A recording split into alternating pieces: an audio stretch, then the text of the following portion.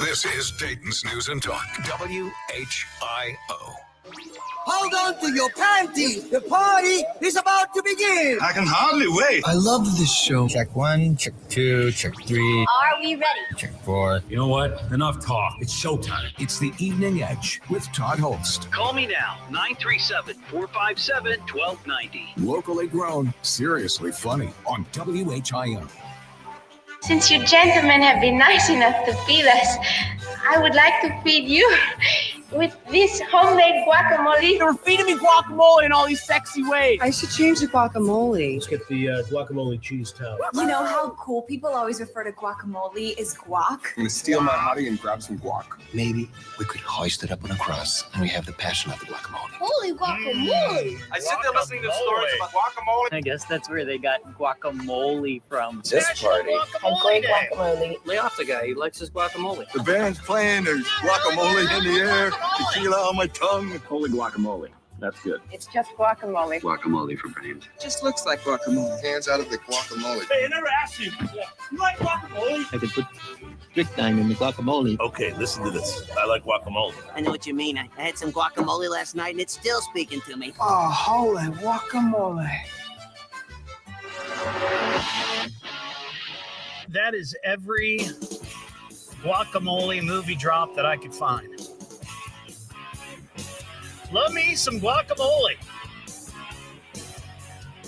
It is the Evening Edge, Monday through Friday, 5 to 7. Live stream is up on Facebook and YouTube. But you know, I posted this on my Facebook. Guacamole might be the most divisive dip, right, that there is on the planet. You either love guacamole or you despise guacamole. I'm looking at you, Parkatesta. Do you like guacamole? I love guacamole. Ron, is it a thumbs up or down? Thumbs up for guacamole. I can't see Will Harris, but I'm going to speak for him. I bet he hates guacamole. For some reason, I bet he hates guacamole. Well, we'll find out. But it is National Guacamole Day. And this is such low-hanging fruit. An avocado is fruit. Who's got the best? Which restaurant do you go to? I'll tell you who I absolutely love their guacamole. It's my wife. She makes the best guacamole. I love it. Can't get enough of it. She's not a huge fan. So whenever she makes a big batch, I just lather myself in it. It's awesome. Tonight on the show, we've got a couple of Hall of Fame caliber Florida men. This is great. These two guys, two separate stories, but coming up in the 6 o'clock hour, just after the news at 6 o'clock, you're going to want to hear these Florida man stories. These are great. Also, it's Tasty Tuesday, which means not only do we have some tasty food news, but we also have a Rooster's gift card to give away when we get to Tasty Tuesday. And today is Appetizer Tuesday at Rooster's. And you can get their macaroni bites for $3. Yummy. The first thing I want to get to is the passing of a Hollywood legend, an icon. Of course, I'm talking about Robert Redford. He passed away today at the age of 89. And he was in so many great, iconic movies. Of course, he kind of, I would say, became almost a household name with Butch Cassidy and the Sundance Kid. And if you remember that film, I've seen it a couple of times in my life, but that scene on the cliff with him and Paul Newman, Come my. on. Just one clear shot, that's all I want. Come on. We got to. Up. Get away from me. Why? I want to fight him. They'll kill us. Maybe. You want to die? Do you? All right. I'll jump first. No. Then you jump first. No, I said. What's the matter with you? I can't swim.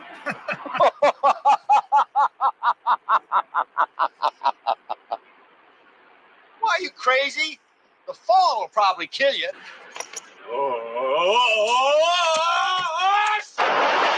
Yeah, that was a great scene, and those two guys teamed up together again for The Sting. But I will tell you, the greatest Robert Redford movie in my book, The Natural.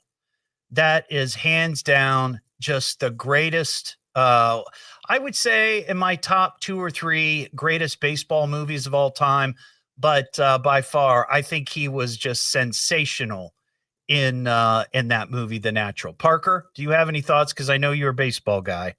Well, I do love that movie, but I think my favorite Robert Redford movie was I can't remember the name of it, but he was just him in the movie. He doesn't have any lines in the movie. Oh, and he's trying to survive on a boat in the middle of the ocean. That is a great movie. You know this movie? Yeah, I know what you're talking about. I've seen that film. That is a great film. Some of the other movies that he was in, of course, Barefoot in the Park, which was a classic with Jane Fonda. He was in remember Indecent Proposal?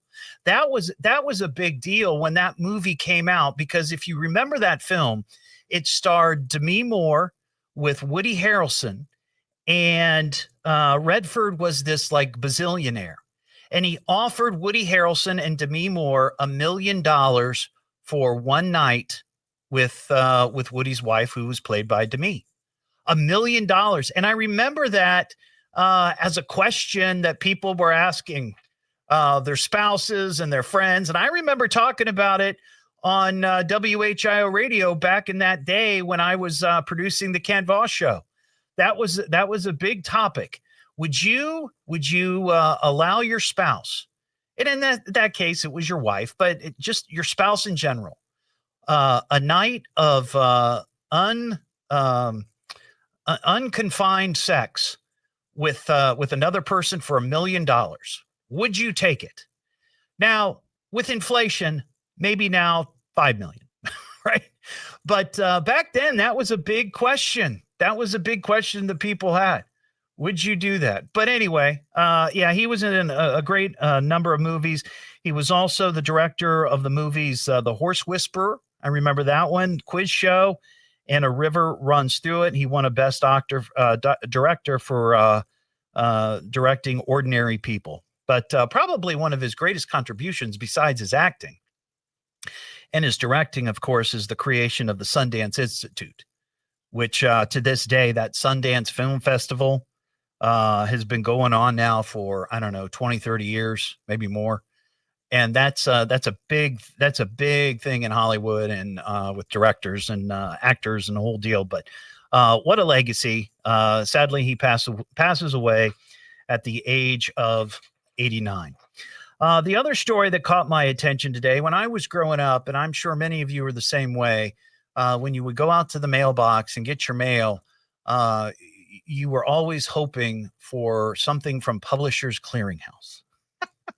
Maybe not the kids necessarily, but moms and grandmas and some dads and grandpas, I'm sure, loved that Publishers Clearinghouse.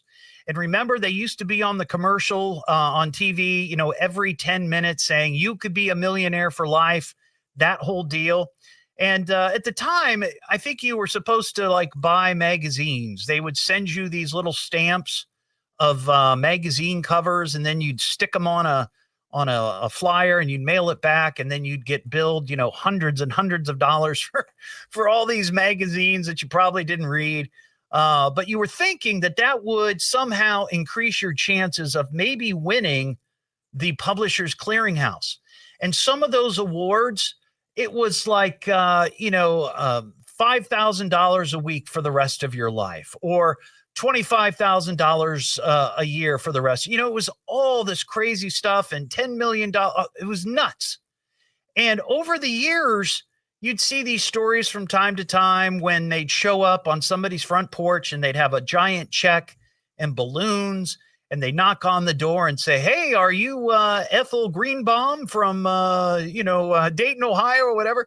And I'm like, "Yes." And you're like, "You've won $1 million or whatever it is, $1 million for the rest of your life. Every year, $1 million. Well, guess what?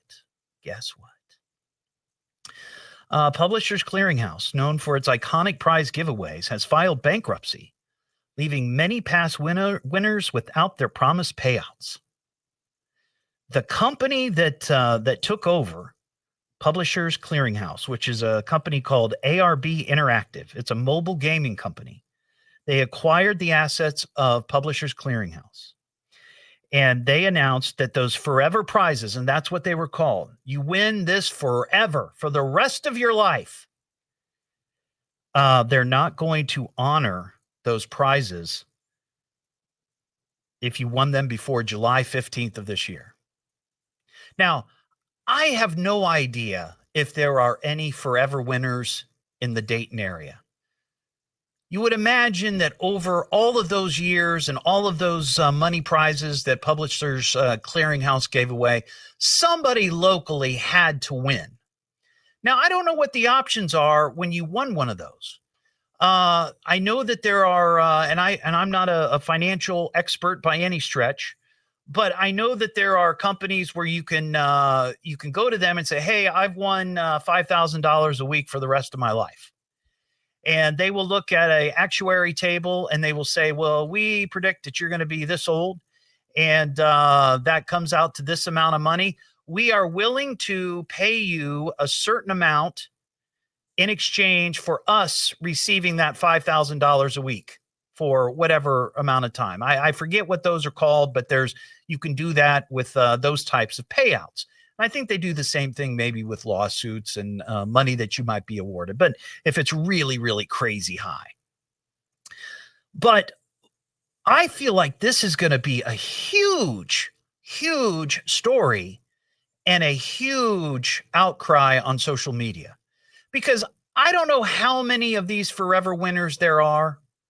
If you consider all of the commercials that you've seen over the years, of you're going to win 5,000, 10,000, 25,000 a month, a day, or week, or whatever it is, there's probably going to be a good number of these folks that are going to be out this money. Now, this is undeniably going to lead to all kinds of lawsuits.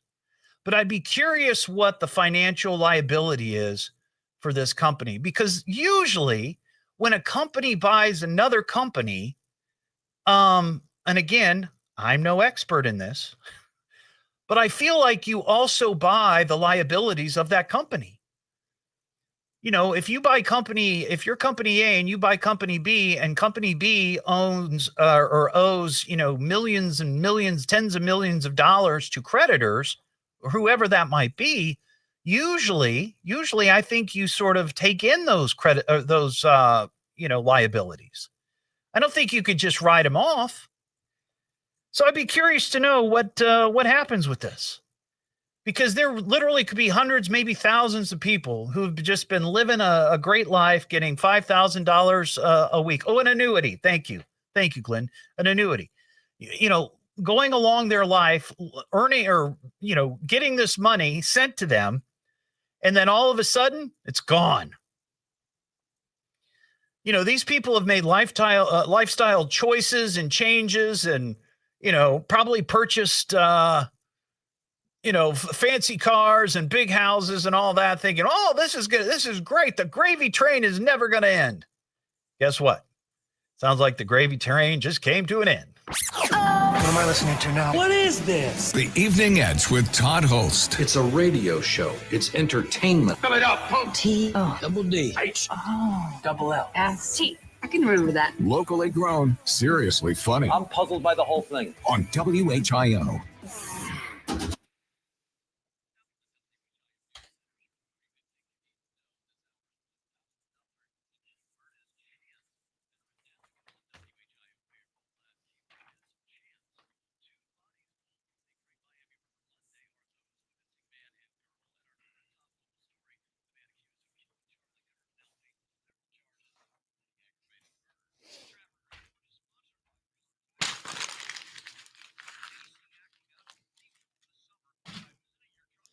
All right. How's everybody doing tonight?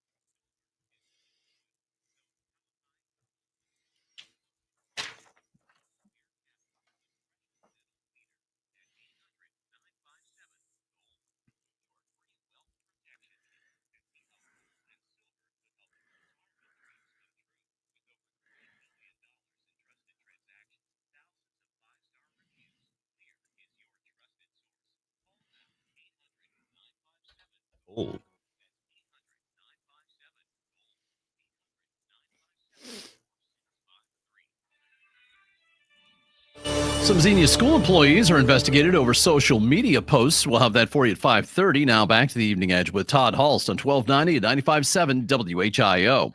All right, we got to get back to the show. The Evening Edge with Todd Hollst. Call Todd now, 937-457-1290, or message him at Evening Edge Todd. Locally grown, seriously funny on WHIO. Back here on the Evening Edge, Monday through Friday, 5 to 7. Live stream is up on Facebook and YouTube. You know, I've talked about different stories from time to time where it seems like there's just nothing sacred anymore, especially when it comes to competitions and people cheating.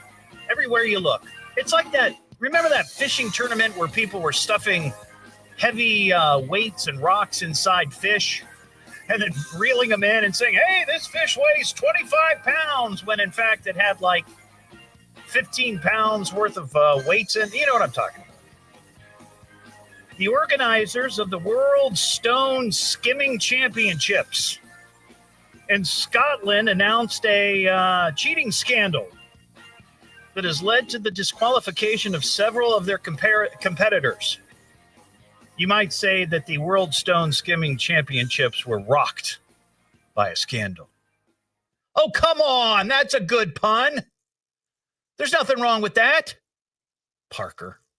Wow, Mr. Judgy. Anyway, the World Stone Skimming Championships is a celebration held every year in the Western Scotland island of Easdale. The rules of the competition require that all competitors pick their stones that are naturally occurring slate from the island. So you have to pick your best skimming stone from the island. Whatever you find, that's what you use, and that's how you compete. Well, this year's event, several rocks were found that had been used, appeared to have been shaped by a machine. So somebody was finding these slate rocks somewhere and adding a little something extra to make them skip a bit more. Several of those found to be guilty of cheating quickly admitted their transgressions, apologized for bringing the sport into disrepute, and accepted disqualification. Now organizers are considering new rules for future competitions to keep these rock skimmers from cheating. Those bastards. Can't believe it. There's no cash involved in the winning, but the winner does get a trophy. Parker, you have a comment on this? I wonder if those competitors pick up a lot of partners when they're out. You know, hey, what do you do for a living? I'm a professional stone skimmer. I wonder if that's impressive to people. Maybe for some. I saw that a guy from Kentucky won. Yeah, he was crowned the champion. I'm guessing he didn't cheat. Wow. Yeah, nothing is sacred anymore. It's the Evening Edge with Todd Hollst. Call Todd now, 937-457-1290, or message him at Evening Edge Todd. Locally grown, seriously funny on WHIO.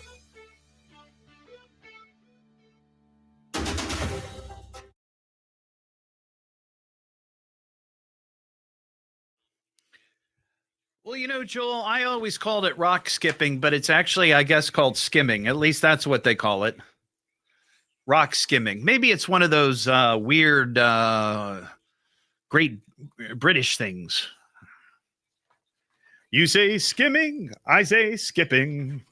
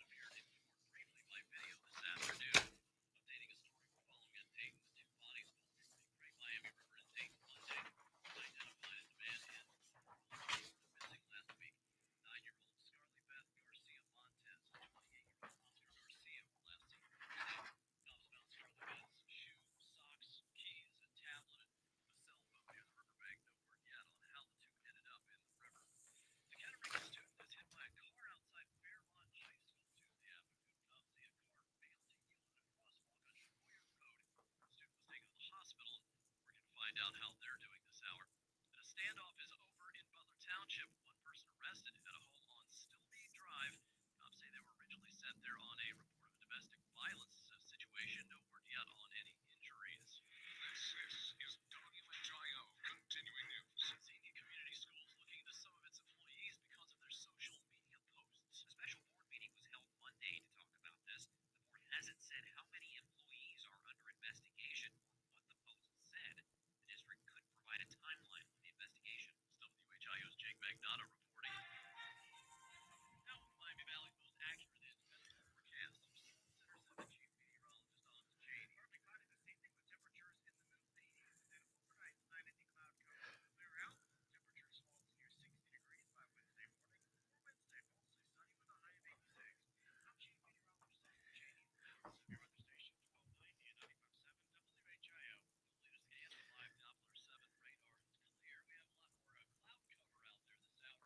It's staying cold, though. It's 87 in Englewood, 89 in downtown Dayton, and 5. Meteorologist Ryan Mirando was just on Channel 7 pouring water into 2 glasses of dirt. I'd like to know what that was about. She's like maybe demonstrating the drought.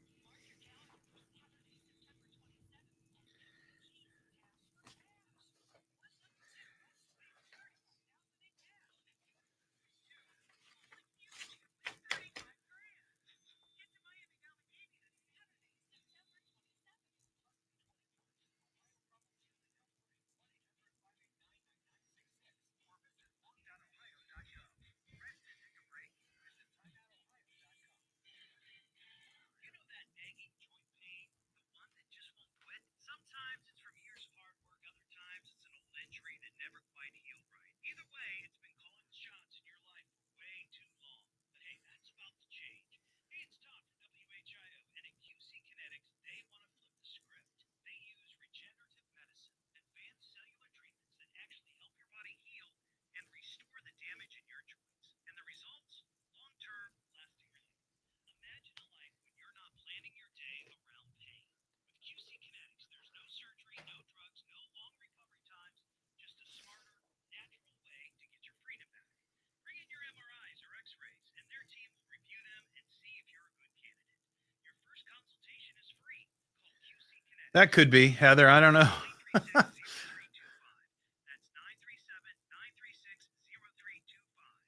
937-936-0325. Maybe mud pies. That's what I think, Dennis.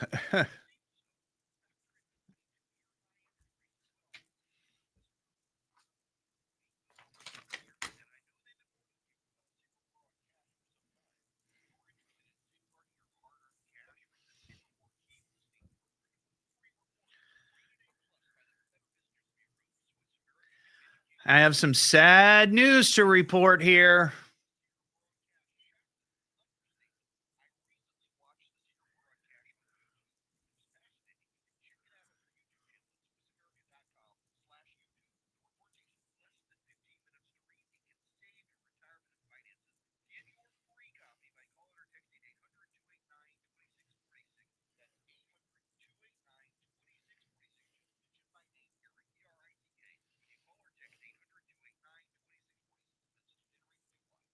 If anything unusual happens with breaking news, traffic, or weather during the hour, we'll stop what we're doing and break in. Because you need to know now. This is Dayton's News and Talk, WHIO. Don't give me that politics, Jazz. It's not my racket. People are tired of hearing nothing but doom and despair on the radio. Everyone just relax, all right? The problems of the world are not in my department. Now, who would like a cookie? It's the Evening Edge with Todd Hollst. Call me at 457-1290. Locally grown, seriously funny on WHIO. Back here on the Evening Edge, Monday through Friday, 5 to 7. Live stream is up on Facebook and YouTube. Coming up, I got a couple of pieces of mail I got to get to. We also have Tasty Tuesday, but first, we have some breaking news. We interrupt this program to bring you a special bulletin. I just saw this on WHIO.com, and I gotta hit my sad music here. You know, when I was growing up, I lived maybe a couple of miles from an iconic landmark in Greene County. And often I would lay in bed at night, the windows would be cracked, and off in the distance I could hear loud race cars racing down a straightaway. And of course, I'm talking about Killcare Speedway. I just saw this story on WHIO.com that Killcare is no more. It is now the Durana Raceway. Apparently, okay, that's enough of the sad music. Apparently, and I know about this, we talked about it on WHIO Radio and on Channel 7 back in May. The International Hot Rod Association purchased the track, purchased Killcare. Now, Killcare was opened in 1951. And I've been there a few times in my life, but man, oh man, that was and is like an iconic Dayton area landmark. Everybody knows about Killcare Speedway. Killcare. But they've decided to change the name. Durana Raceway? Who's Durana? Is this someone's wife or daughter? Doesn't that sound like a name? I'm curious as to why they would change it. All marketing? Is that it? Was it image? Did Killcare have a bad image? Is that why they were changing this name? I mean, this track has been there for over 60 years, 70 years. I could do the math. Not quickly, but I can do it. But I can't believe it that they've changed the name of that. Wow. Parker? Everybody's still going to call it Killcare, though. You're probably right, but there's a brand new sign out in front of the track. And I know they're supposed to do all these upgrades. They're going to fix the pit area. I guess they're going to add more stands. But man, oh man, Killcare is such an iconic name. I mean, people have been talking about that forever. So I guess change the way you talk about it from Killcare to Durana. Wow, that's kind of big news. We got some mail. Knock off the jaw jacket. It's time for mail call. Master, I have mail for you. The fan man. Oh, I'm a big fan of yours. The mail is here. Your hate mailbox is full. You know, somebody on the live stream said that's not sad. I think that's sad. That's sad. That's part of the Miami Valley. And now it's just going away. The name is just going away. I don't know. I think it's sad. If you'd like to send me an email, eveningedgetodd@gmail.com, or you can just message me on Messenger at eveningedgetodd, or you can even post a comment on my Facebook or YouTube or wherever, Instagram. And I want to give a shout out to Edgehead Lindsay. This was great.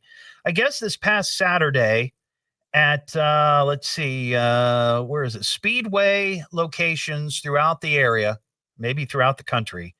They had this deal where you can fill your own cup with a Slurpee. You just take your own cup, fill it with a Slurpee. I guess there were no restrictions on the size of the cup. but Edgehead Lindsay took one of the Evening Edge handsome hard hats and filled it full of Slurpee. Now, my question for Lindsay, and I didn't ask, but I'm just wondering if she was able to consume all of that Slurpee. And the picture's on my Facebook. That's got to be, I don't know if that's a gallon helmet, but that's a lot of Slurpee. That's a lot of brain freeze material. Hey, Todd, I love your show and listen most days. I'm wondering if you've seen the Charlie Sheen documentary yet. I know you've talked about him on your show before. I watched it over the weekend, and I'm surprised he's still alive. His partying ways were off the hook. Brenda and Vandalia. Well, thank you, Brenda, for loving the show. And yes, I did watch that. My wife, Mary, and I watched it, and I am in complete agreement. I'm surprised that Charlie Sheen is still walking around. Boy, oh boy, that guy partied hard. But he seems to be on the straight and narrow now. Hopefully that will stick. But, Charlie Sheen's been on the straight and narrow before, and it didn't stick. But hopefully this time will be different. Dear Todd, having been your elementary music teacher, Mrs. B, Mrs. Barazzato, I don't know which. I was totally impressed with your interview with Kitaro Harada. This was last night. He's the new music and artistic director with the Dayton Philharmonic. He was on the show last night for about a half an hour. As a supporter of all that goes on at the Schuster Center and across the street at WDPR, I learned a lot about our new conductor of the Dayton Philharmonic through your insightful interview. Well, thank you. How he manages his travels around the world, to how he becomes one with the orchestra. I hope you and Mary get a chance to go to the concert Saturday night. You really do it all, from rock to orchestra to Cheez-It. That's right. Sorry to have missed you at Carillon Park on Sunday, Carol. Well, yeah, she was my old music teacher. My former, I shouldn't say old. My former music teacher when I was in school, Mrs. B. She was great. And Mary and I are going to see the Philharmonic on Saturday night. Hey, Todd, I just wanted to tell you that I really enjoy your show. I really like that you make the show apolitical. It's nice to drive home from work and hear about things happening locally. It is a nice escape, and you really do a great job covering stories without involving politics. I don't know how radio stations decide what shows to keep, but I hope you're on the air for a long time. You brighten my drive home every day, and I really appreciate it. That's all I wanted to say. Keep up the great show, David. Well, thank you, David. I appreciate it. And that's my plan. I plan to keep doing this show until there's no more breath in my lungs. That's the plan. 937-457-1290. We've got some, it's Tasty Tuesday. That's what it is. Why don't you go inside and get yourself a tasty snack? Want a bite? They're real tasty. How you get so big that you food of this kind? It was tasty, delicious, and tasty. When you're hungry, everything looks tasty. That was, tasty little hors d'oeuvre. I love talking about food because it's one of the things we can kind of all agree on, right? We may not agree on politics, religion, or favorite sports teams, but by gosh, we all love a good meal and a tasty snack. And that's why I love talking about it. And Tasty Tuesday, of course, sponsored by Roosters, where every Tuesday is Appetizer Tuesday. Today only get their tasty mac and cheese bites. Macaroni and cheese covered in crispy, crunchy cheddar coating, deep fried and served with sour cream for only $3. And if you'd like to win a $25 gift card to Roosters, a fun, casual joint, be the fifth caller right now at 937-457-1290, and we will hook you up with that $25 Roosters gift card. Skyline Chili is introducing a new chicken chili option available at participating locations and grocery stores starting September 22nd. My wife is going to be all over that. She loves Skyline, but boy, oh boy, does she love anything chicken related. Holy cow. The chicken chili will be sold at Skyline locations in Cincy and Dayton and Kroger stores, and also Amazon. Features the same legendary flavor as Skyline's original chili, but with chicken as the protein base.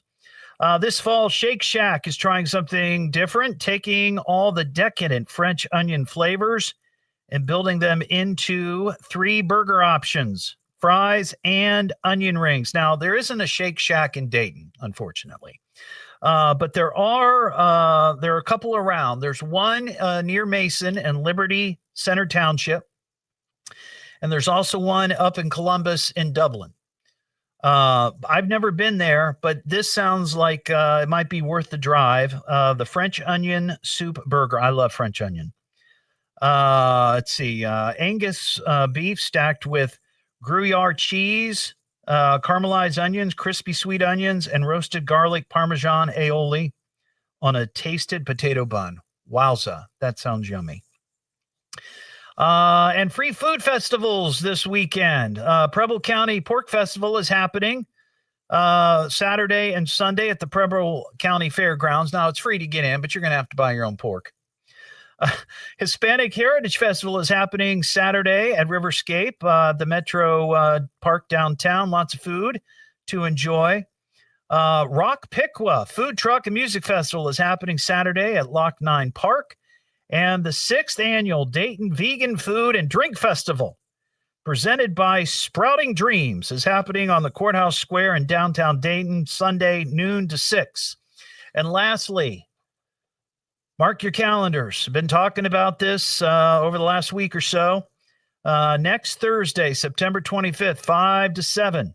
It's another Evening Edge happy hour. I'm going to be at All the Best Delicatessen, 5940 Far Hills Avenue. Now, I got some copy points today that say it's in Kettering, but I always thought it was in Washington Township, so I stand corrected. It's in Kettering. There's going to be all kinds of great drink specials, and yes, I got confirmation today. You will be able to try Hottie Toddy's Kick-In Meatloaf Sandwich. That's my signature sandwich. It's a meatloaf sandwich served with melty pepper jack cheese and horsey sauce. And I'm sure they will throw on any other toppings you might be interested in. So make plans to join us next Thursday, the 25th, from 5 to 7, All the Best Delicatessen in Kettering. What am I listening to now? What is this? The Evening Edge with Todd Hollst. It's a radio show. It's entertainment. Fill it up. T-O. Double D. H. Oh. Double L. S-T. I can remember that. Locally grown, seriously funny. I'm puzzled by the whole thing. On WHIO.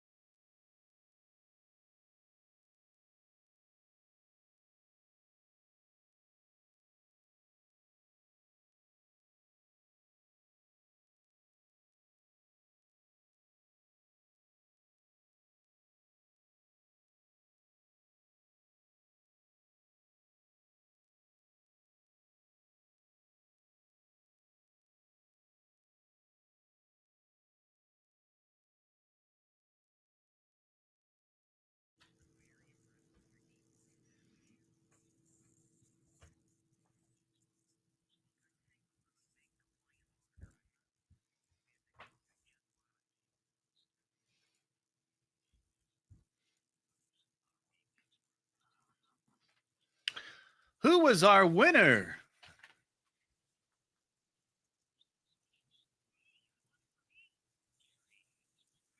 Thank you.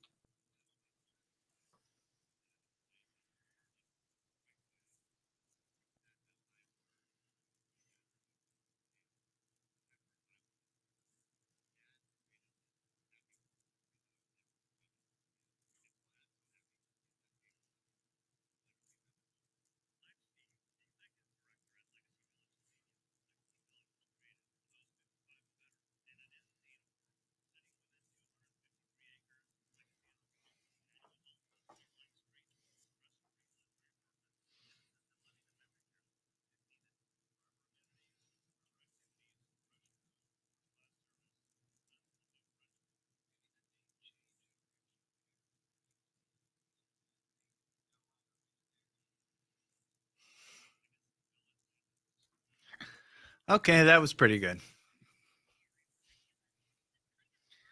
If we're going to be throwing puns back and forth, that was pretty good. Yeah.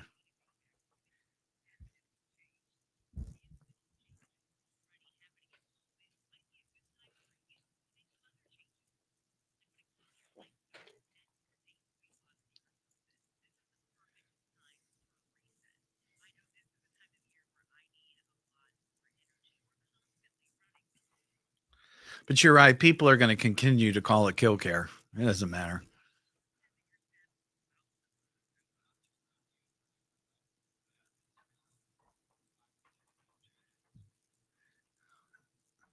Yeah.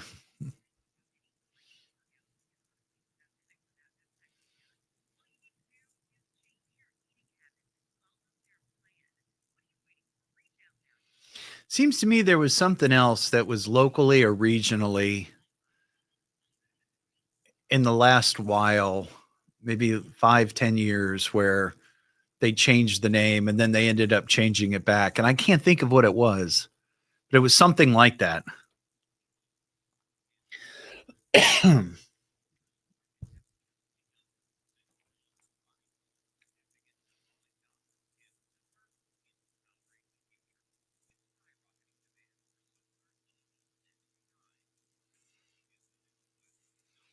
It's not the same, but I still call Dragon Stadium Fifth Third Field for some reason.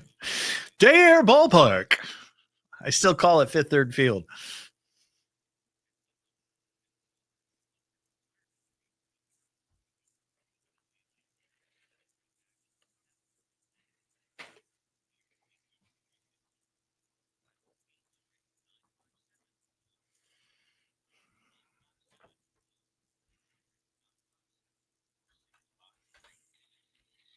McAfee Heating, Air, and Plumbing Studios. Breathe easy. Choose McAfee. Call today or visit mcair.com. WHIO-FM Pleasant Hill. WHIO Dayton, Ohio. The birthplace of aviation. President Trump lands in England. Well, the latest at 6. Now back to the Evening Edge with Todd Hollst on 1290 and 95.7 WHIO. Back to the show, everybody. The Evening Edge with Todd Hollst. Call Todd now, 937-457-1290, or message him at Evening Edge Todd. Locally grown, seriously funny on WHIO. Back here on the Evening Edge, Monday through Friday, 5 to 7. Live stream is up on Facebook and YouTube. You can watch if you'd like. Shout out to Gary in Spring Valley. He won our Roosters gift card. Congratulations. And don't forget, it's Appetizer Tuesday at Roosters. You can get their macaroni and cheese bites for only $3. 937-457-1290. Troy in Beaver Creek. Hey, Troy. How you doing? Good. What's shaking, brother?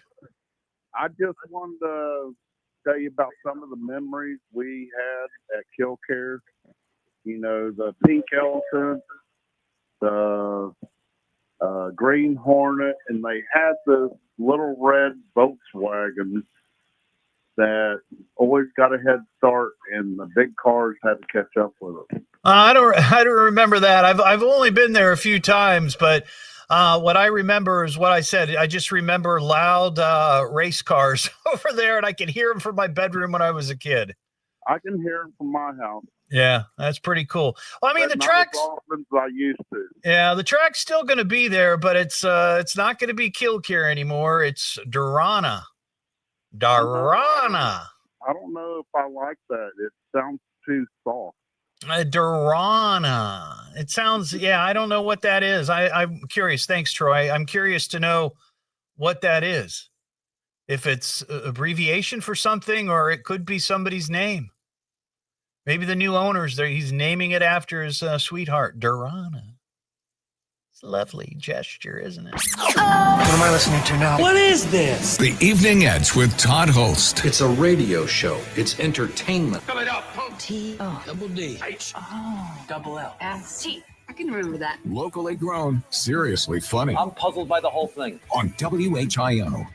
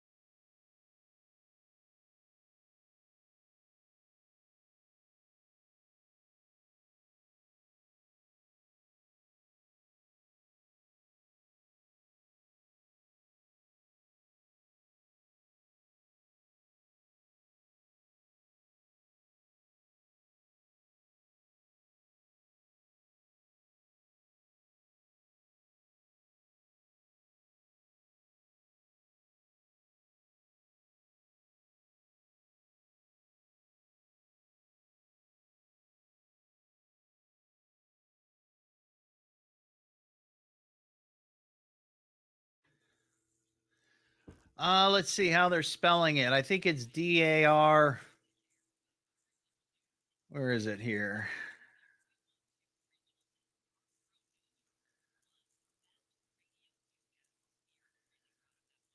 D-A-R-A-N-A.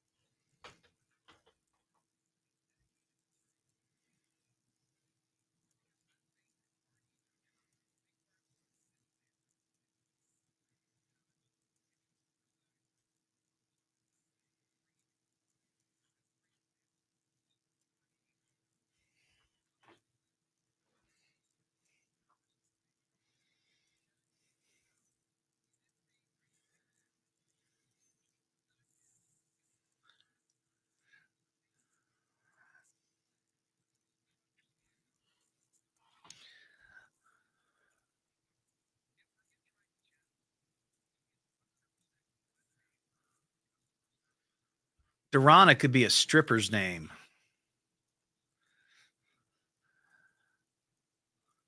Welcome to the Diamond Doll stage, Dorana.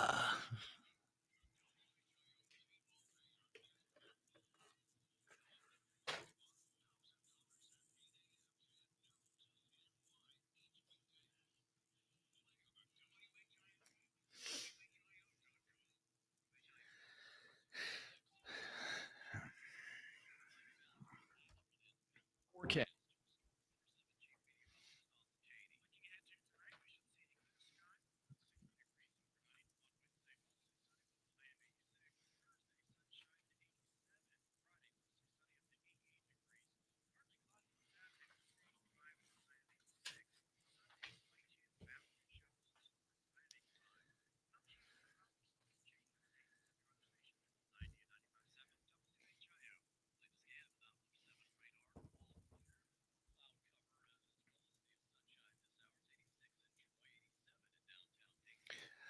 Harvey, we tried to, but the gentleman just wasn't able to make it happen. So I'm hoping he sends me some information and I can promote his event, because I think it's Saturday. It's a golf outing honoring his late father, but they raise money for the emergency aid in Springfield. It's like what Box 21 is here in Dayton. I forget what it is. I don't have the email in front of me, but yeah, we just weren't able to make it happen.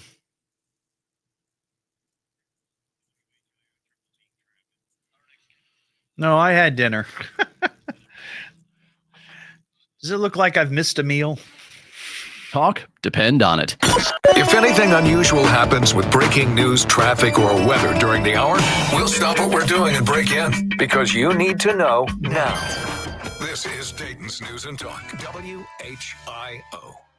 And now the moment we've been waiting for is here. Hey, I'm here for the big show. This guy, Todd, does he make you laugh? He's funny. Yes, amusing sometimes. It's kind of a big show. Okay, boys, hit it. It's the Evening Edge with Todd Hollst. Call me now, 937-457-1290. Locally grown, seriously funny on WHIO.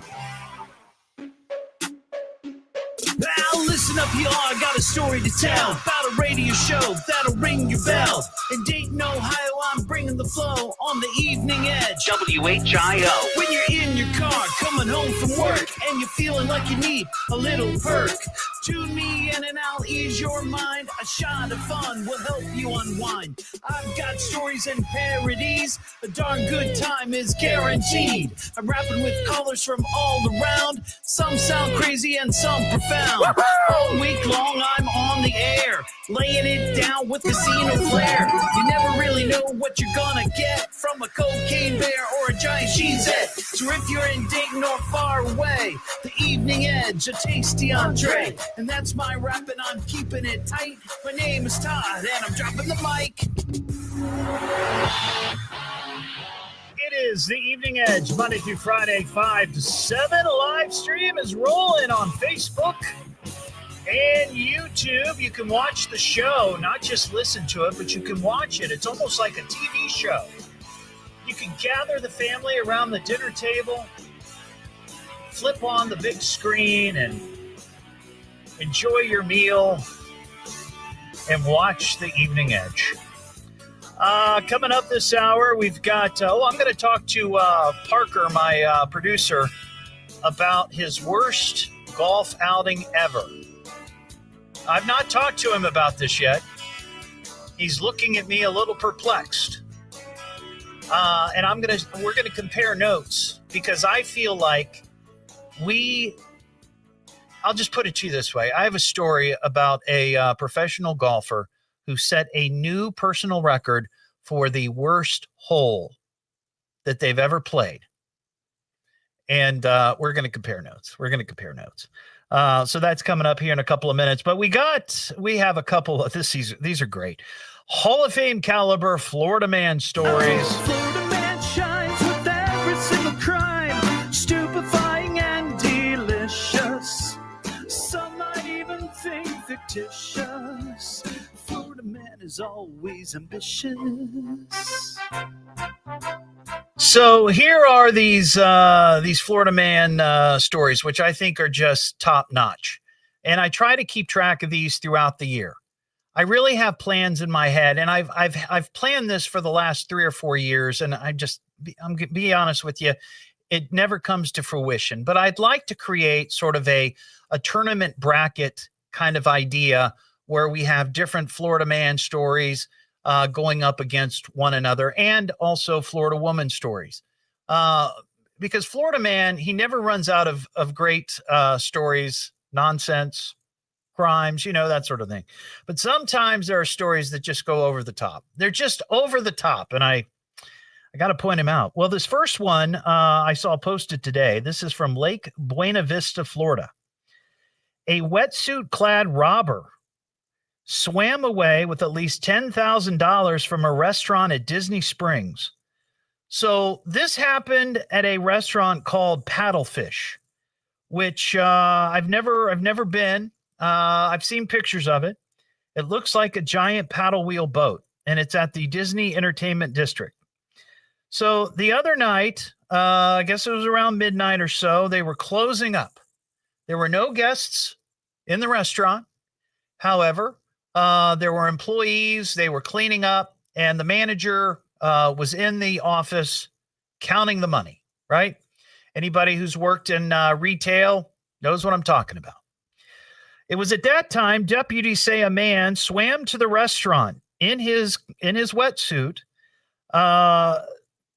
climbed on board of the restaurant that looks like a paddle wheel, took off his wetsuit, then walked into the manager's office where the cash was being counted and put in the safe. The alleged robber forced 2 employees into a corner of the room, telling them to close your eyes. He then took between $10,000 and $20,000 and was gone within 2 minutes.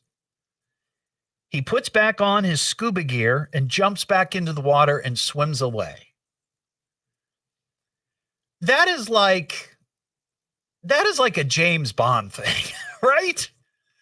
You swim somewhere, you rip off your wetsuit. Maybe you're wearing normal clothes, right? That's how it would be in the movies. You're wearing a tuxedo or something.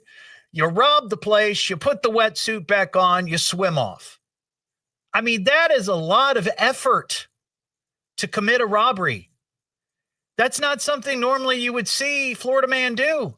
That takes a lot of planning, a lot of creativity.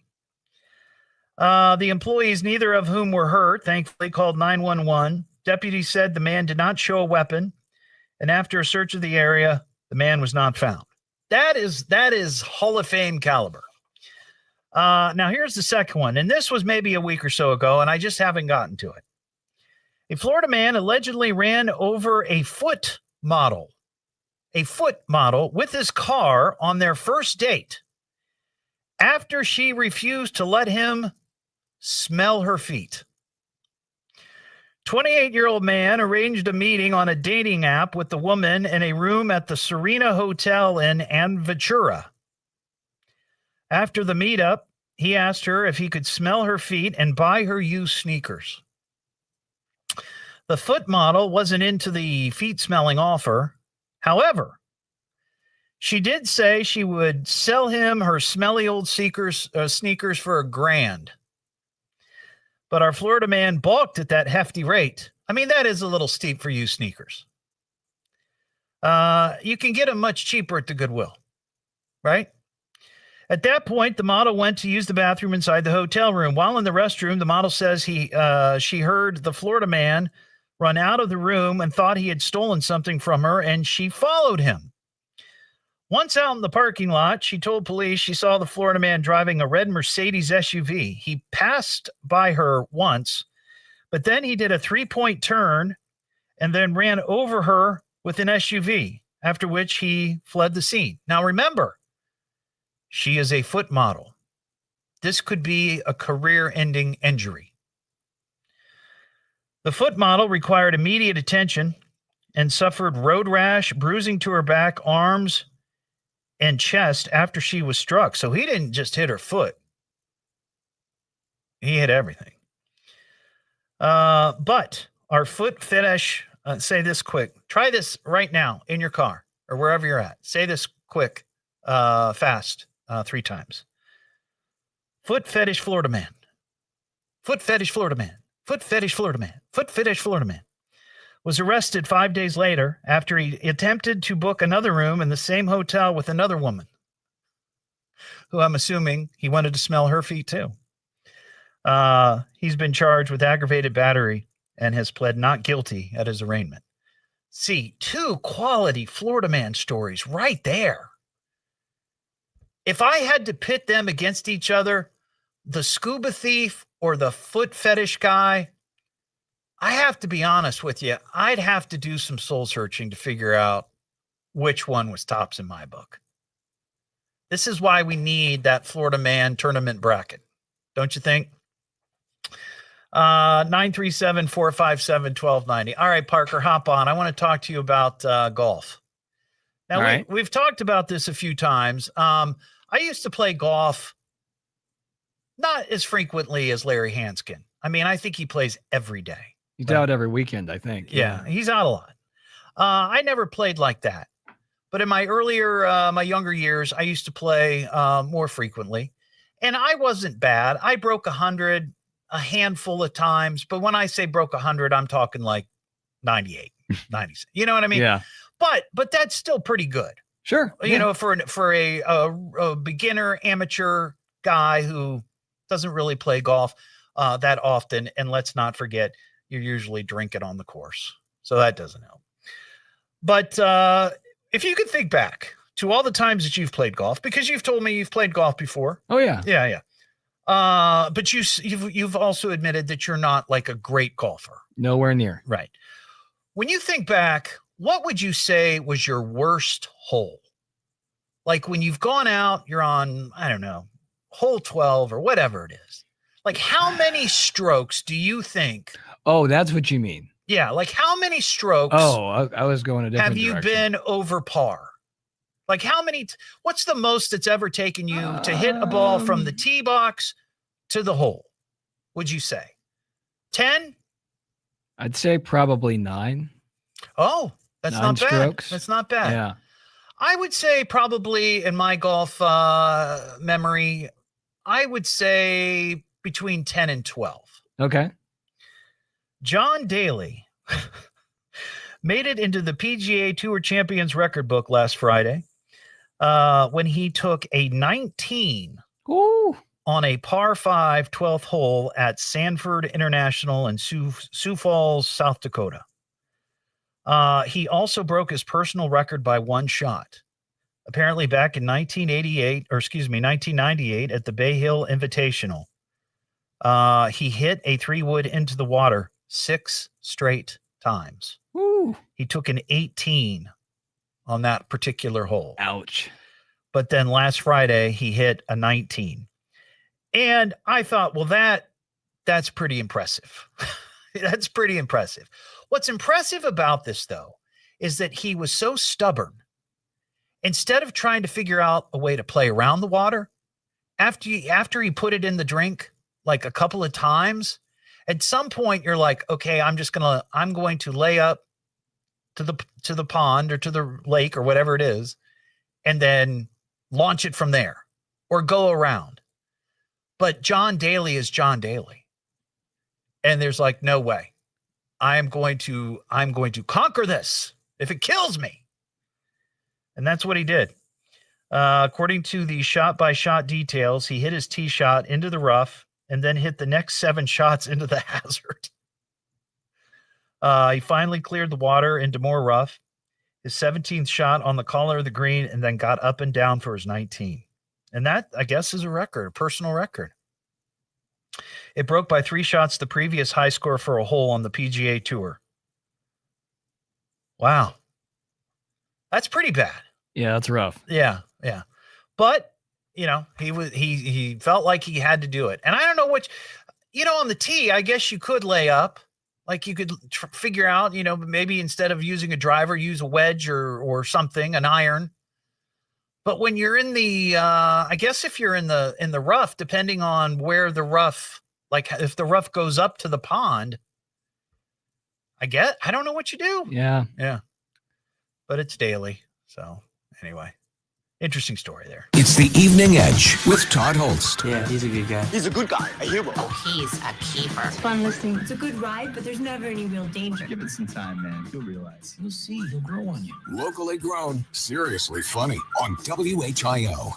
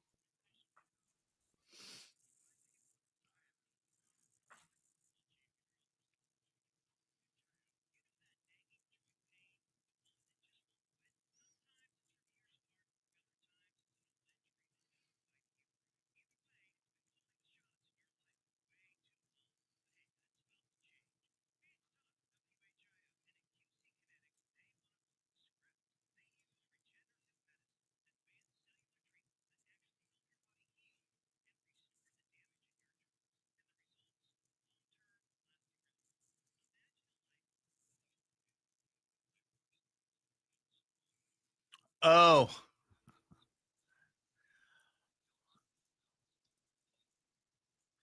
Oh, well, we'll have to talk about that.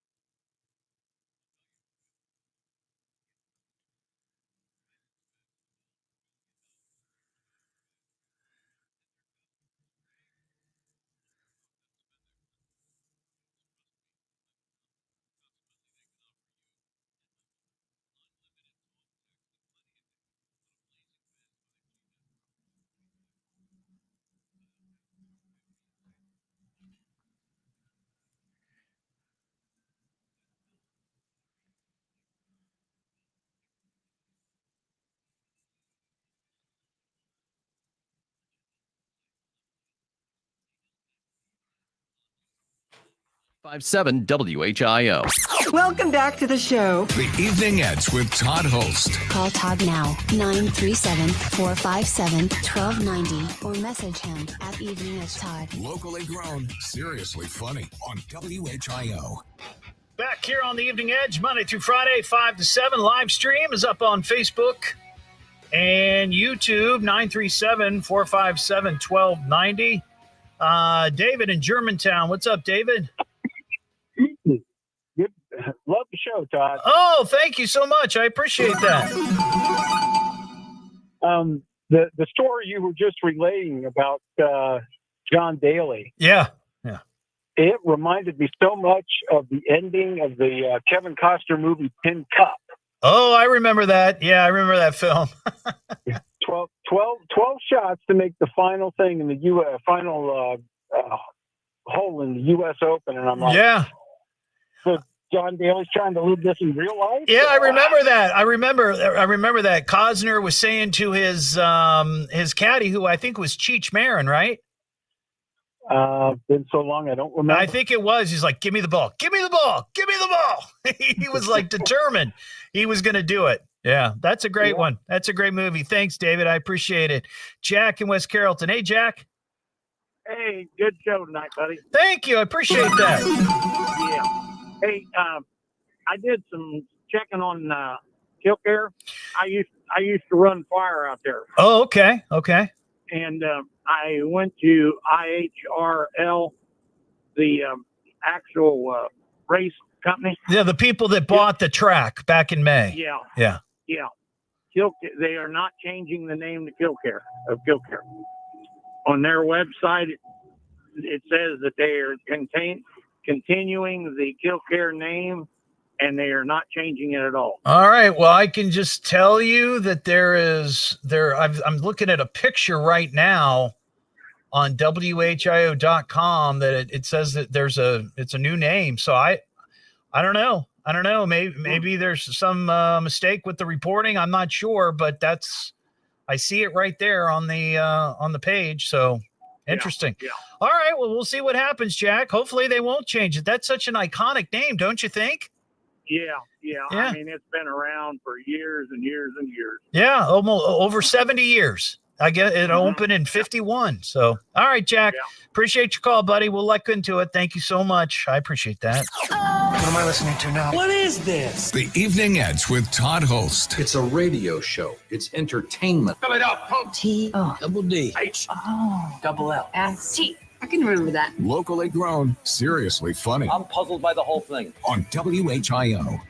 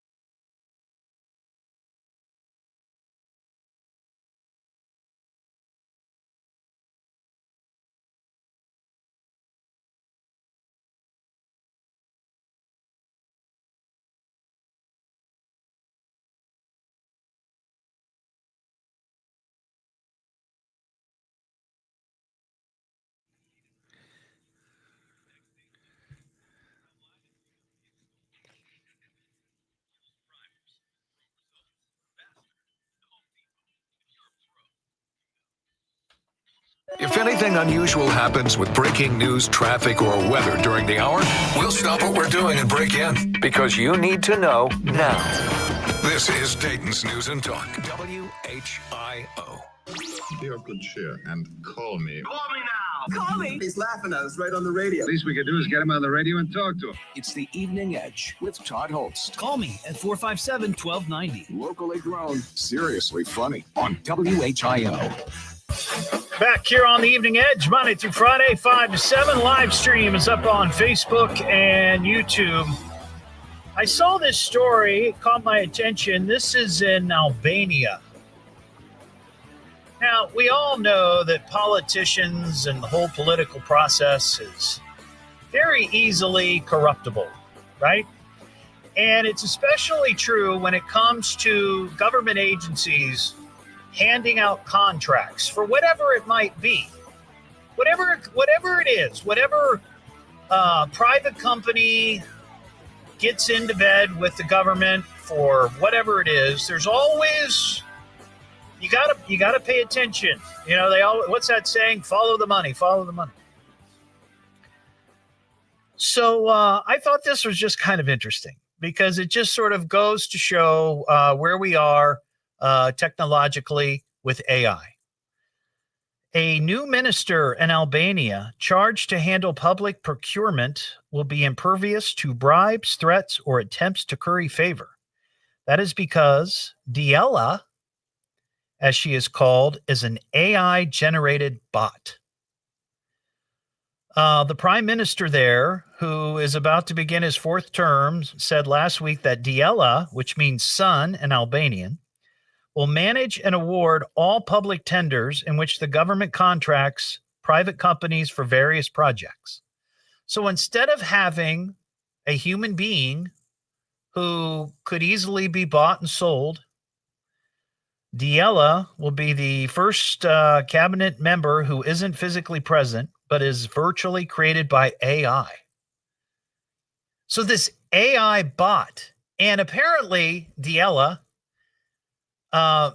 began like earlier this year on a platform that people who are trying to deal with the government use.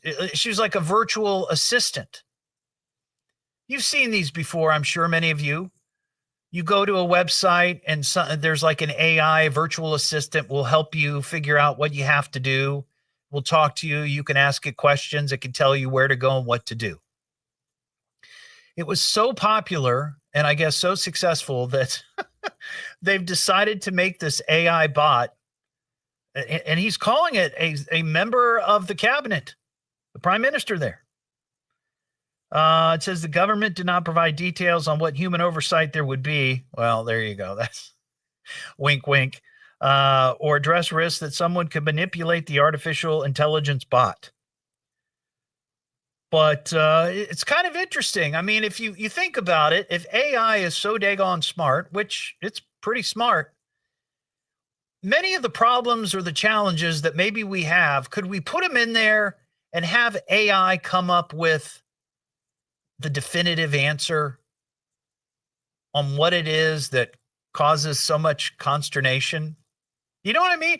It's like, it reminds me a little bit of, what was that movie with Tom Hanks? Or not Tom Hanks, Tom Cruise. Minority Report. It's not the same, but it's this idea that there are these three beings of some sort can figure out who's going to commit a crime before it gets committed. Now that's not this, but this idea that you could put a question that is troubling humanity into this AI thing, and it would just spit out an idea, and it would give us the answer, solve all our problems. Probably not. 937-457-1290. Parker, pop back on. I hope you don't mind. Are you getting tired of being on the show tonight? No. Okay. Last segment or two, we were talking about John Daly, the golfer, scoring a 19, and I asked you what your I kind of caught you off guard, so I apologize for that. But asked you what your worst hole was, and you said probably a 9, which is pretty good. 9 or 10, somewhere. Yeah. I was like between 10 and 12 or whatever. But during the break, you said that you thought I was going to ask you about your worst golfing experience. Worst time on a golf course. Yeah, which that wasn't what I was going to ask you about. But since you brought it up, and we've already talked about golfing, what? Tell me, share with us what your worst golfing experience was. So I had a nasty slice at one point. Yeah, many people do. I had one of those. And quite simply, the slice was it was nastier on this particular tee shot. Right. And my ball sailed way right. And all of a sudden I hear, oh no. Yeah. And not that, fortunately. You didn't put it into someone's living room. No surprise shots through the window, but I did strike the side of somebody's house. Wow. Not anywhere around here, so I would think I'm okay saying that. Yeah. So I grew up, my dad was a pretty avid golfer. And I started golfing when I was like 10, 11, 12 years old, right? And again, never became any good at it, but I appreciate the sport and I know some fundamentals. And even when I was at my worst and I had a bad slice, I honestly would turn my body and play the slice. Yeah. So that way, if I sliced it, there was maybe a 25% chance that it would land where I wanted it, but more than likely it was going to go right, but I would still land sort of in the fairway. Or you get lucky and then that's when you hit it straight and then you're way down the left side. That's right. That's right. But you learn these things. But so when I was growing up, my dad was a big golf etiquette guy. And he was like, these are the rules. You don't talk when somebody's doing their back swing. You always yell for. There's certain behaviors that you do not do when you're on the course. So I took a couple of my friends to Rolandia Golf Center. Now, Rolandia is now just mini golf, and they got the castle, whatever that is. You know what I'm talking about? They're in Kettering. Yeah. Well, it used to be, and I don't know if you know this, but there used to be an 18-hole par 3 golf course there. All right. Where all the houses and apartments are or whatever. But I took a couple of my high school friends out there to play around the golf, and neither of them had ever played golf before. So I went out there, and these two buffoons were just the worst. The three things that I remember happening, and it was my worst experience on the golf course, and I never took them again. One, a friend of mine threw a club accidentally into the little pond that they had. He let go, and to this day, I think it was intentional, 100%, because these guys were just idiots when it came to that sort of thing. So we lost the club. On one of the holes, he took the putter and slammed it down on the green and put a hole in the green 3 inches. Nice. And I'm like, what are you just not thinking. The last thing that happened was on the 18th hole there at Rolandia. And if anybody remembers Rolandia, the 18th hole was right next to the parking lot. Now, there was a huge fence, like a huge net on the back end of it. But that doesn't mean it's going to stop every ball. Well, a friend of mine launched that thing over the net into the parking lot. And I swear my hand to God, I'll never forget it. He dinged a white Porsche. Oh. And I was just mortified. Now, I will admit, we were 16, 17 years old. Nobody, we didn't say anything. We just went along. Thanks for playing. See ya, and got the heck out of there. But that was my worst experience on a golf course. Yeah. And it wasn't even so much, even like when I've had really bad days playing. You still have fun playing. You still have fun. Yeah. Because it's you against it's like the oldest adage in golf. It's you against the course. You're not really competing, at least not at the amateur level, with just a bunch of guys out there. You're not really competing with each other. You're competing with yourself. Even at the professional level, you ultimately are competing with yourself.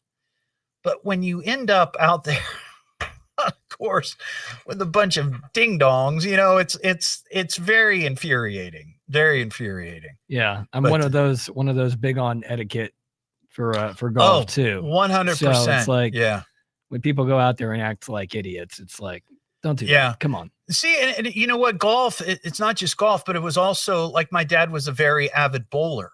Yeah. And even to this day, a couple of years ago, right before the pandemic hit, and I wish I would love to do this again.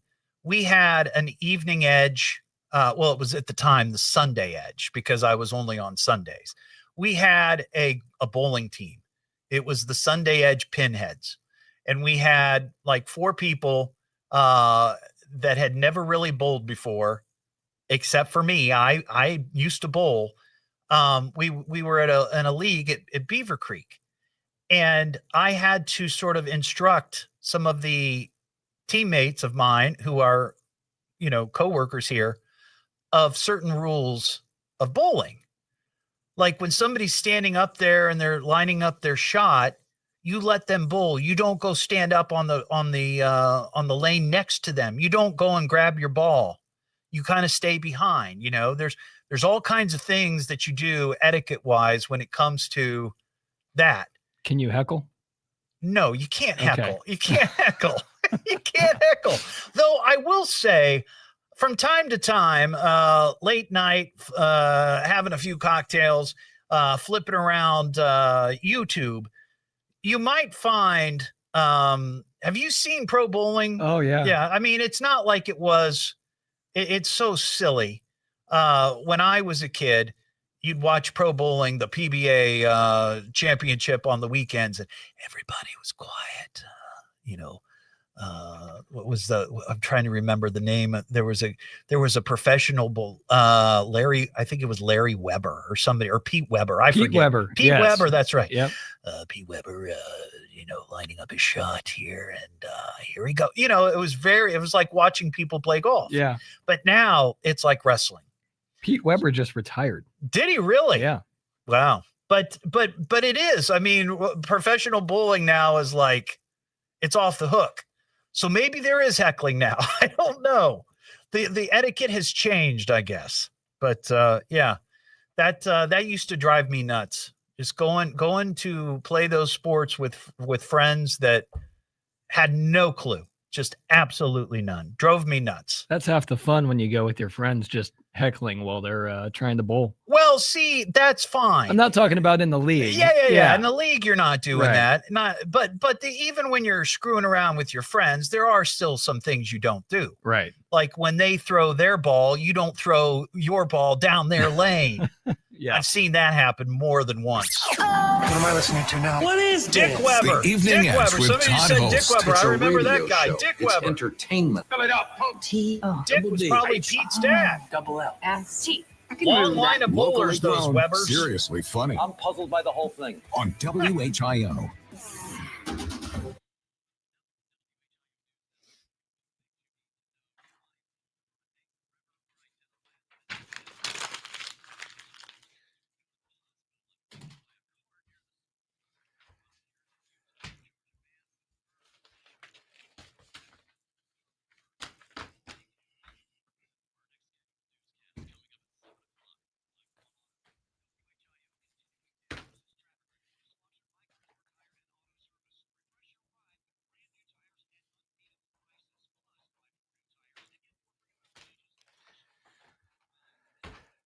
Thank you, Marcia.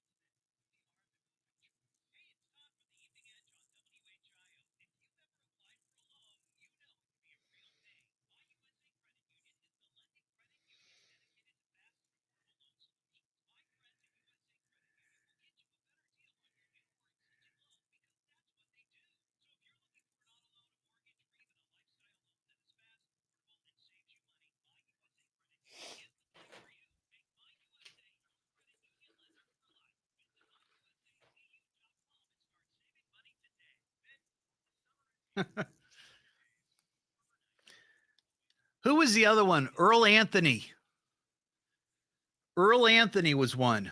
That just popped into my head.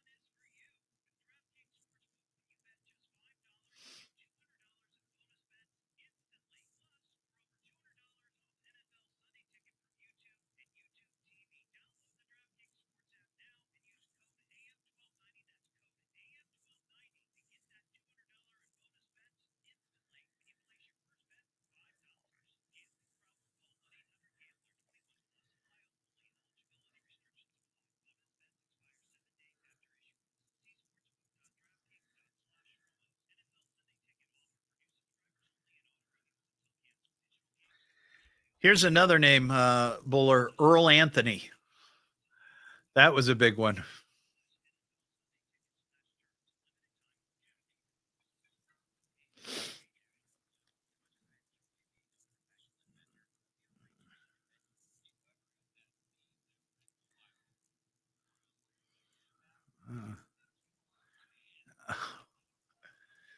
Was he the one that would bull with sunglasses on?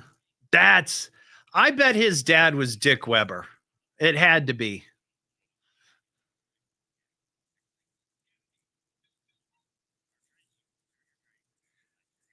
I used to watch that with my dad on Saturdays. Oh my God. We just sit there and watch bowling on TV.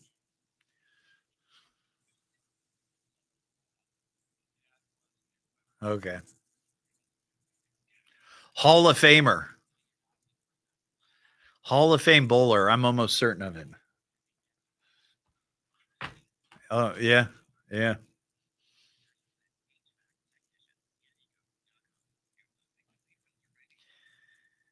That must be something that every time they go out to bowl or when they bowled, there was always a chance they could throw a 300. It's like there was a chance. You could almost say like maybe not 50-50, but there was at least a 25% chance that they could throw 300. For me, it was about a 10% chance that I would break 180. That was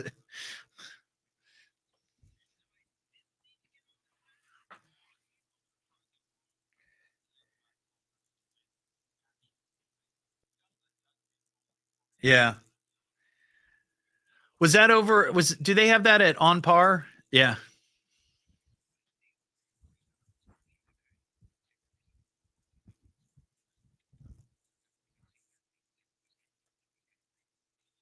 From the McAfee Heating, Air, Plumbing Studios, breathe easy, choose McAfee. Call today or visit mcAir.com. WHIO-FM Pleasant Hill, WHIO Dayton, Ohio, the birthplace of aviation.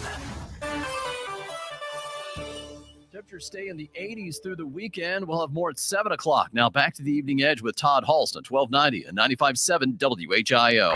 And now for our devoted listeners, back to the show. The Evening Edge with Todd Hollst. Call Todd now, 937-457-1290, or message him at Evening Edge Todd. Locally grown, seriously funny on WHIO. I'm talking about bowling, your future. I was bowling. Let's go bowling. Bowling is a very good sport. It all comes down to this roll. Just felt appropriate here. Well, grab your shoes and grab your balls, and let's head to those heavenly halls. Sit on down and grab a beer, because bowling time is pretty near. You know the sport that God would choose is the one with the three-tone leather sole shoes. Let's go bowling. Let's go bowling. Got a coupon. Let's go bowling. From a juice can. Let's go bowling.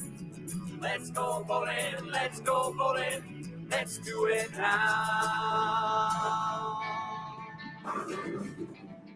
Not that I need anything else on my plate, but one of my great dreams, one thing I would love to do before I end my broadcasting days, I would love to bring back Bowling for Dollars, which was a huge thing in Dayton, all over the Midwest. You'd have celebrities and everyday folks come out and try to win money hitting a strike. And it was a TV show here in Dayton that people used to watch every week. I would love to bring back that. That would be awesome. Well, have a great night. We'll be back tomorrow night. It is Wing It Wednesday. Don't forget, you get the podcast at eveningedgetodd.com. Have a terrific night. And with that, folks, I thank you for listening. Thank you for listening. Thank you for listening. Thank you for listening. Thank you for listening. Thank you for listening to me. Thank you for listening. Listen, I'm probably making a bigger deal about this than I need to. Thank you for listening. Thank you for listening, and we'll see you again soon. This is the station. All right, everybody. Have a great night. See you tomorrow.